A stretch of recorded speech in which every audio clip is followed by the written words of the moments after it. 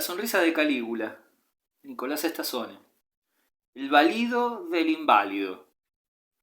El poder detrás del poder. Esta podría ser una buena definición del término valido.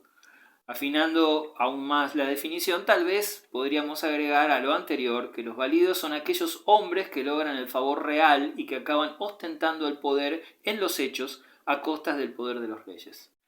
La historia muestra innumerables ejemplos de estos personajes típicos de los regímenes personalistas y absolutos.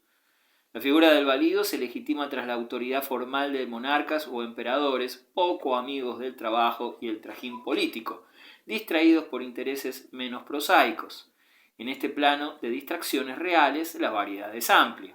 Hay desde soberanos que ocuparon su tiempo en erigir universidades, catedrales y demás obras edilicias, fanáticos religiosos que ocupaban su tiempo tan solo en devociones y discusiones de tipo confesional, hasta los que preferían llenar sus ocios, que representaban todas sus horas, correteando las faldas de las señoritas amables de su corte.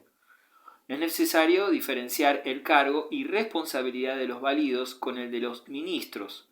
Grandes soberanos ocupados de lleno en su tarea de ejercer el poder, tales como Luis XIV de Francia o Felipe II de España, tuvieron a su lado secretarios o ministros, en los que delegaron la parte práctica de la ejecución de sus proyectos.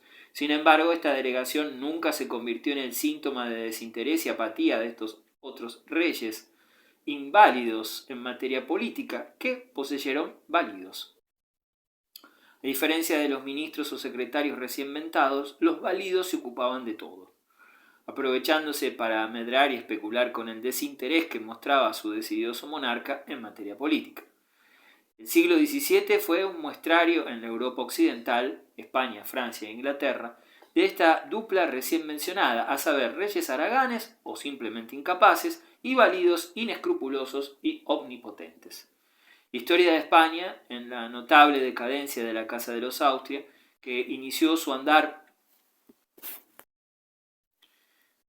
histórico con el reinado de Carlos I de España y V de Alemania, y continuó con la férrea dirección de los asuntos de los reinos a su cargo de Felipe II, degeneró en una sucesión de reyes apáticos, víctimas de la más absoluta de las indolencias y de las taras propias de los matrimonios consanguíneos. Así, la lista de reyes que sucedieron a Felipe II, que se completan en un orden descendente de competencia con Felipe III, Felipe IV y el malhadado Carlos II, conocido como el hechizado, razón que sus contemporáneos encontraron para explicar la absoluta incapacidad de tan desdichado personaje y que llevó a la extinción de la rama española de los Habsburgo. Todos estos personajes de la hipotenusa genética de la sucesión española fueron víctimas de los servicios de diferentes válidos. En este artículo nos ocuparemos de las travesuras del válido de Felipe III, el duque de Lerma, uno de los primeros especímenes de esta fauna de especuladores. Pese a su conocida parsimonia financiera, Felipe II, padre de Felipe III, esto parecería obvio por la continuidad numérica, pero no siempre fue así. Obsérvese, por ejemplo, que Luis XV de Francia fue bisnieto de su antecesor, Luis XIV.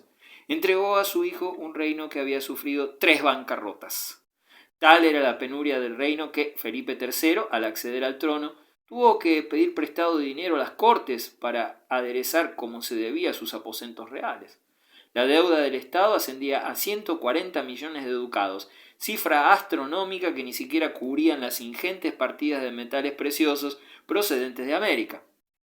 Esta curiosa contradicción existente en un reino que usufructuaba las riquezas de todo un continente y que poseía enormes deudas puede explicarse en la ausencia de industrias productivas en España, que obligaba al país a comprar los productos manufacturados con desastrosas diferencias en la balanza comercial a los reinos vecinos, a las depredaciones de la piratería francesa e inglesa y a los ingentes gastos que la política hegemónica de España en el resto de Europa, Lepanto, la Armada Invencible, el conflicto en Flandes, etc., le ocasionaban.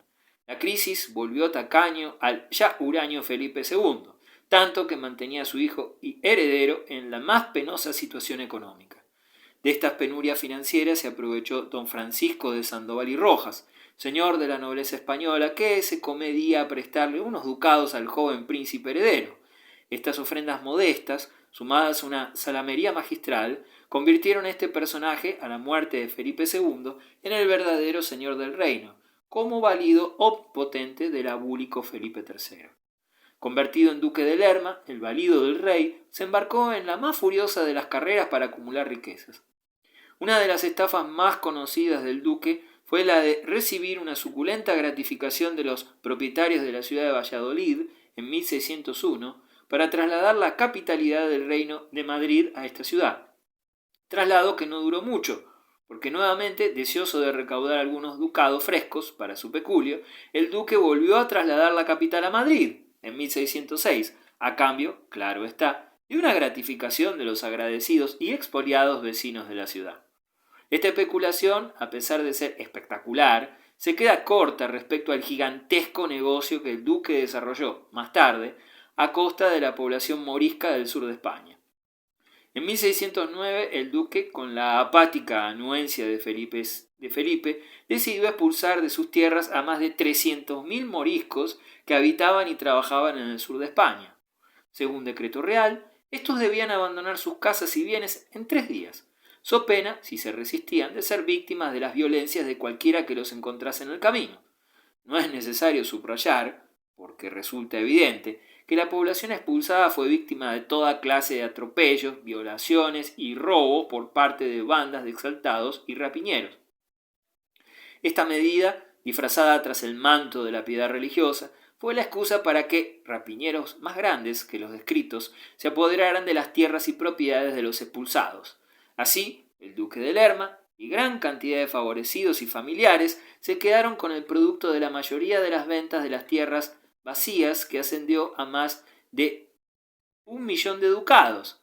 El duque, valido tan pródigo en ideas lucrativas, logró mantener el favor en el ánimo de Felipe durante 20 largos años.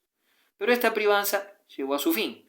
¿Y quién fue el encargado de suceder a Lerma y asestarle el golpe de gracia a su privanza? Su hijo, conocido como el duque de Uceda. Lerma tomó el asunto con filosofía y, siempre precavido, logró obtener, sin que mediaran demasiados conflictos burocráticos, un cargo de cardenal, puesto que le aseguraba una impunidad total. Terminaremos la historia de este truán de las altas esferas refiriendo unas coplas que el pueblo español, lleno de ingenio, le dedicó a esta pirueta final del ex valido, que dice así: para no morir ahorcado, el mayor ladrón de España se vistió de colorado.